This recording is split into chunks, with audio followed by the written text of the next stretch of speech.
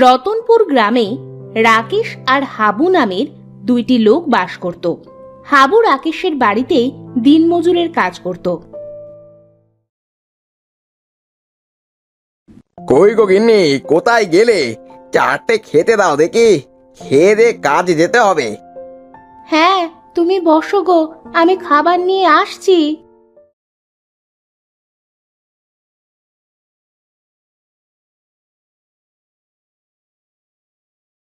গিন্নি, প্রতিদিন আর পান্তা ভাত খেতে ভালো লাগে না গো। বাড়িতে যে তরি তরকারি কিছুই নেই, পান্তা ভাত ছাড়া আর কি খাওয়াবো তোমাকে বলো? দেখি আজ কাজ করে যেটুকু টাকা পাই সেটা দিয়ে বাজার করে আনবো।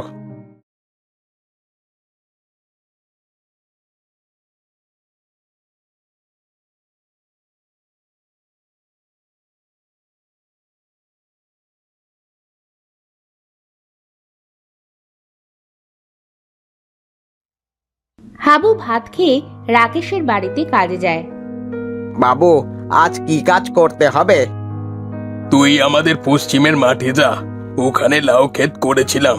লাউ গাছগুলো নাকি এবারে ভালো হয়নি। লাউ গাছগুলো কেটে দিয়ে জমি পরিষ্কার করে ফেল, তারপর জমিটা সেচ দিয়ে ভুট্টা লাগাবো। আচ্ছা বাবু, আমি দেখে আসছি কি অবস্থা লাউ গাছগুলোর।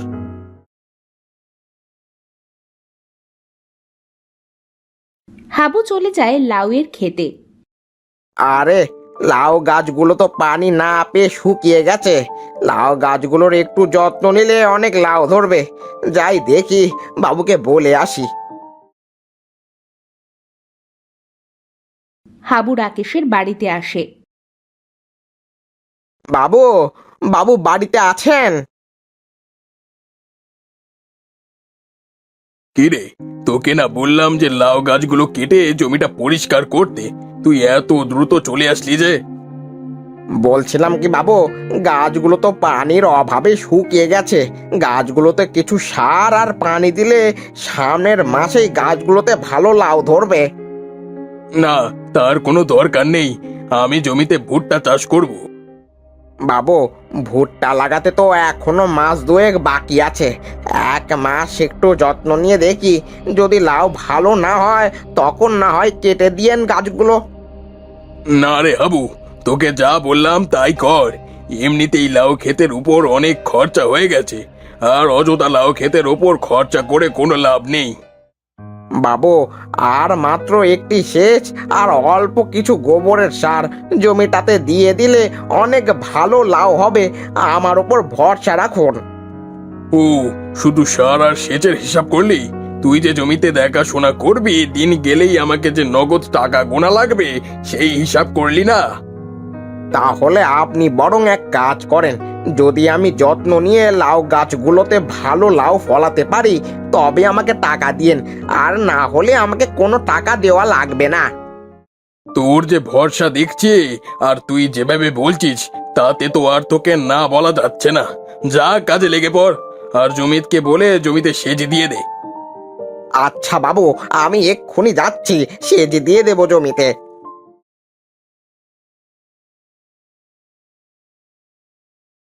এরপর হাবু দিন রাত পরিশ্রম করতে থাকে।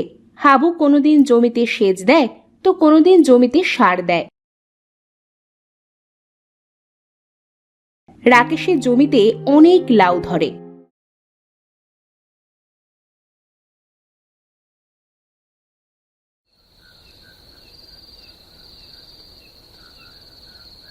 রাত্রিবেলা হাবু তার স্ত্রী ও মেয়েকে নিয়ে খেতে বসেছে। বাবা, তুমি বাজার থেকে একটা বড় লাউ আর একটা বড় দেখে রুই মাছ কিনে আনবে। প্রতিদিনই পান্তা ভাত খেতে ভালো লাগে না। আচ্ছা ঠিক আছে মা, প্রায় 2 মাস ধরে রাকেশ বাবুর বাড়িতে কাজ করছি, এখনো একটা টাকা করেও হাতে পাইনি। বাবু সবগুলো টাকা একসাথে দিতে চেয়েছিলেন, দেখি আজকে ও বাড়িতে গিয়ে টাকাগুলো পাই কিনা।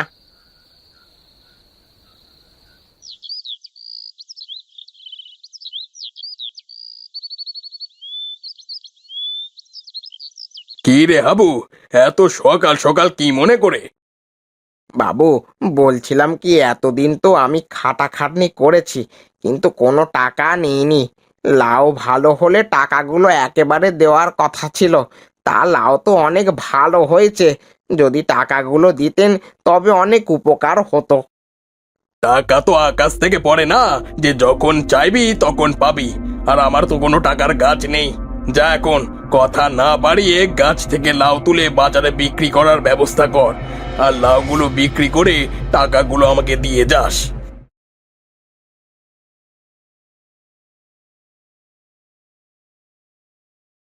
সন্ধেবেলায় হাবুর বাড়ি ফেরার সময় হলে সে লাউ খেতে বসে বসে ভাবছিল, হায় রে কপাল আমার, মেয়েটা এত বড় হয়েছে কোনোদিন কোনো আবদার করেনি। এই প্রথম মেয়েটা আমার কাছে একটা মাছ আর লাউ খেতে চাইলো। কেমন বাবা আমি, মেয়ের সামান্য আবদারটুকু পূরণ করতে পারি না। ক্ষেত থেকে একটা লাউ নিয়ে বাড়ি যাই, তিন্নিকে না হয় বলবো আজ হাটে মাছ পাওয়া যায়নি।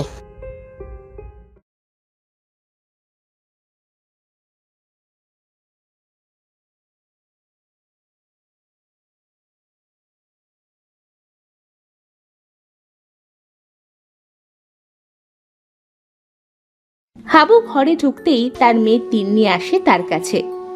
বাবা বাবা, আমার মাছ আর লাউ কই বাবা? মা, আজকে বাজারে মাছ পাইনি, লাউ নিয়ে এসেছি। আজকের মতো লাউ রান্না করে খা। এরপর তিন্নি না খেয়ে কাঁদতে কাঁদতে ঘুমিয়ে পড়ে।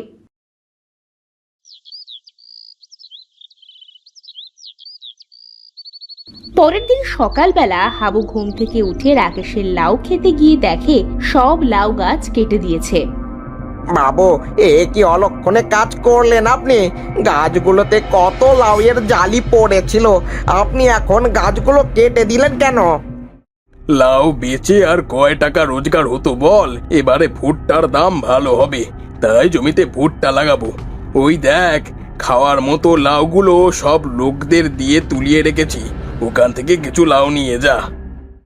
হাবুর এত কষ্ট করে ফলানো ফসল এভাবে কেটে ফেলায় হাবু খুব কষ্ট পায়।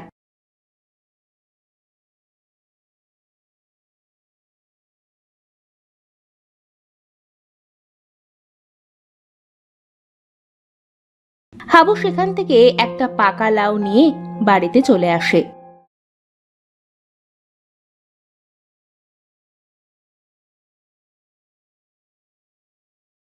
তারপর লাউয়ের ভিতর থেকে বীজগুলো বের করে তার উঠানে পুঁতে রাখে।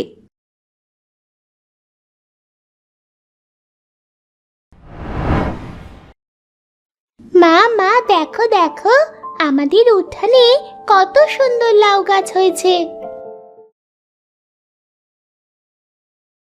আরে তাই তো, এত ছোট ছোট গাছ কিন্তু এত মোটা মোটা হয়েছে, এমন গাছ তো আগে কখনো দেখিনি। বুঝলি তিন্নি মা, মনে হয় গাছগুলোতে অনেক বড় বড় লাউ ধরবে।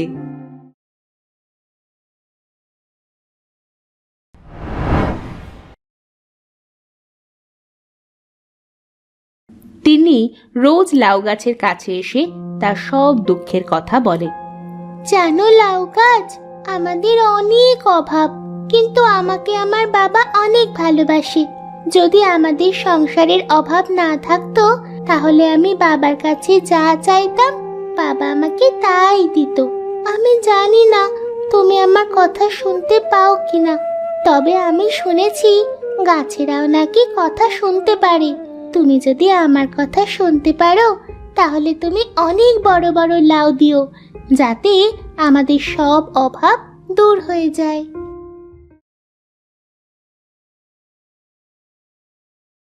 এরপর তিন্নি ঘরে গিয়ে ঘুমিয়ে পড়ে।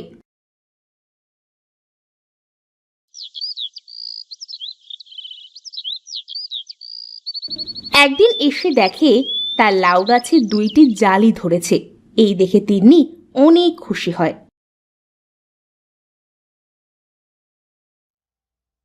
বুঝলে বউ, মানুষের কোনো উপকার করতে নেই।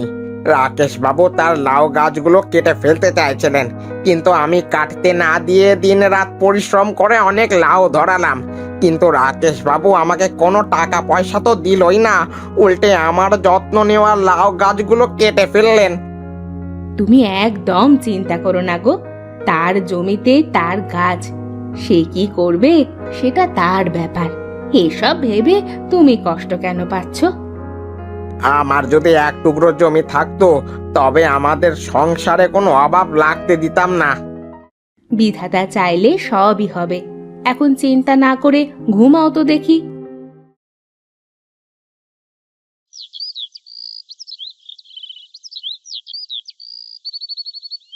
পরের দিন সকালে তিন্নি ঘুম থেকে উঠে তার লাউ গাছ দেখতে যায়। মা, বাবা, কোথায় গো তোমরা? তাড়াতাড়ি এসো, দেখে যাও আমার গাছে কত বড় লাউ হয়েছে। তিন্নি চেঁচামেচি শুনে হাবু আর তার গিন্নি ঘর থেকে বেরিয়ে এসে দেখে তার গাছে বিশাল বড় বড় 2টা লাউ ধরেছে। মা, এত বড় লাউ এ তো আমি বাপের জন্মে চোখে দেখিনি। আরে তাই তো, এত বড় লাউ আমিও তো কোনোদিন দেখিনি। এর লাউ তো বাজারে বিক্রি করতে হলে একটা গোটা গরুর গাড়ি দরকার। তবে তাই করো, একটা বড় গরুর গাড়ি নিয়ে এসে লাউ দুটো কেটে বাজারে বিক্রি করে দিয়ে আসো। তার এই লাউয়ের কথা গ্রামে গ্রামে ছড়িয়ে পড়ে।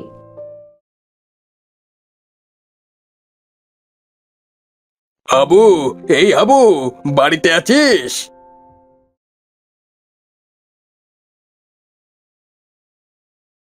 কি হয়েছে রাকেশ বাবু? তোর বড় লাউয়ের রহস্যটা কি আমাকে বলতো। লোকে বলে কষ্ট করলে কেষ্ট মেলে,